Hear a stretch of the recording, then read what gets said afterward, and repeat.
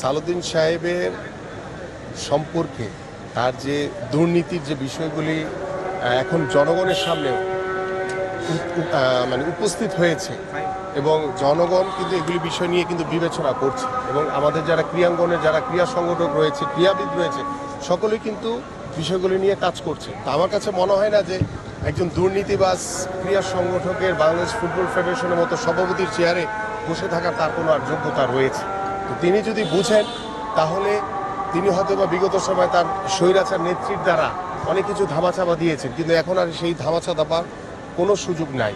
কারণ তিনি যদি দুর্নীতি, আমি বলছি না যে তার দুর্নীতি প্রমাণ হয়েছে, আর তিনি যে দুর্নীতির যে বিষয়টি মানে সকলের সামনে জনগণের সামনে যে উপস্থিত হয়েছে সেটিকে বিবেচনা করে আমাদের ক্রীড়া উপদেষ্টা রয়েছেন, আমাদের ক্রীড়া সংগঠকবৃন্দ রয়েছেন, তারাই সিদ্ধান্ত নেবেন যে কোন প্রক্রিয়ায় তিনি পদত্যাগ করবেন বা কোন কি প্রক্রিয়া তাকে এখান থেকে সরানো যায়।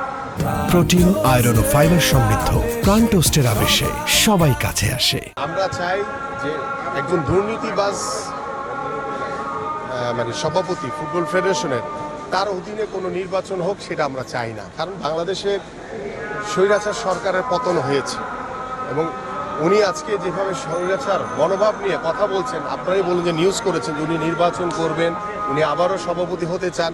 তো ওনার যে স্বৈরাচারী মনোভাব এবং উনি যেই ডিএফের যারা কাউন্সিলর তারা কিন্তু এই আওয়ামী লীগেরই প্রেতাত্মা, তারা কিন্তু এই সালাউদ্দিনের প্রেতাত্মারা বসে আছে, যার ভর করে তিনি আবারও নির্বাচন করতে চান। তা আমার কাছে মনে হয় না যে কোনো সুস্থ মানুষ এই ধরনের কোনো যেখানে কোনো অ্যাকসেপ্টেন্স নাই, কোনো গ্রহণযোগ্যতা নাই নির্বাচনে, সেই অগ্রহণযোগ্য কোনো নির্বাচনে কাউন্সিলরও এসে ভোট দিবেন কিংবা তার মতো অযোগ্য একজন লোককে ভোট দিয়ে আবারও নির্বাচন তো করবেন, আমার কাছে মনে হয় না যে এরকম কোনো আর সুযোগ আছে ভবিষ্যতে।